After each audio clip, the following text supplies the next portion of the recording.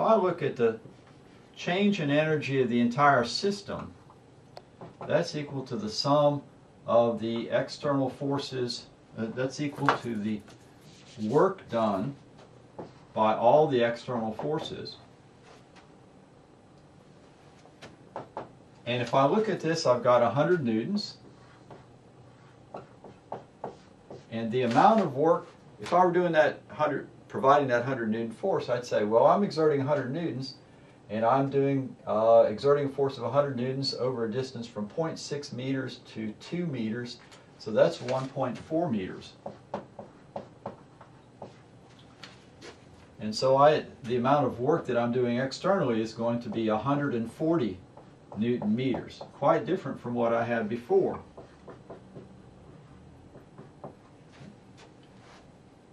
Well, that total change in energy of the system is actually going to be the change in the translational kinetic energy of the center of mass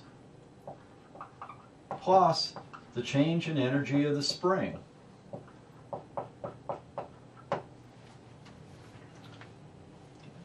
So that's equal to this 140 Newton meters.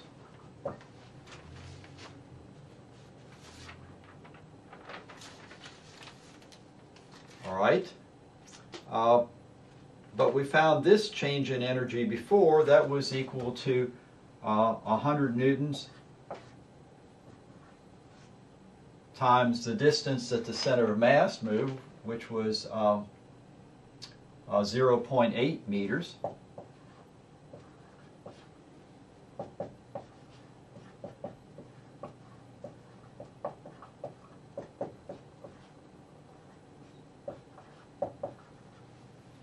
And so we can use this to calculate what the change in energy of the spring was when we push this along. So the change in energy in the spring is going to be equal to 140 Newton meters minus this term here, which was 80 Newton meters, and that's going to be equal to 60 Newton meters, or 60 joules.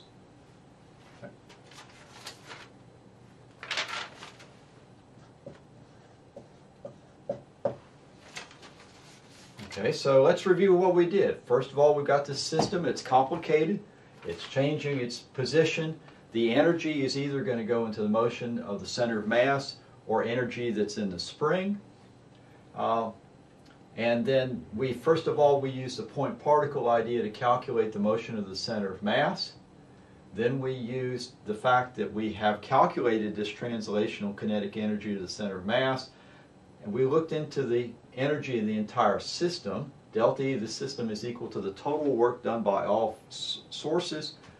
This force is actually doing an amount of work of 100 newtons over 1.4 meters. So the delta E of the system is quite different from the translational kinetic energy of the center of mass, and the difference is the energy that's located in the spring. So we just did our algebra and calculated the energy in the spring. So we can go on and learn a whole lot more about this system. If we know the change in the energy in the spring, we can calculate what the spring constant of the spring is, because we know that this energy is equal to 1/2 times K times the amount that the spring is stretched.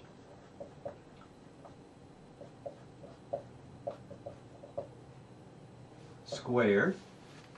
Okay.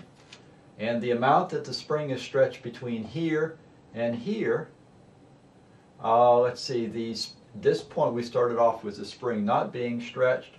So what I would imagine this x here has to do with the distance that, if we start off with a distance of 0.6 meters was this distance when it was not stretched, and here we have 1.8 meters when it was stretched. So 1.8 meters minus 0.6 meters is 1.2 meters. And we can then calculate the spring constant of the spring.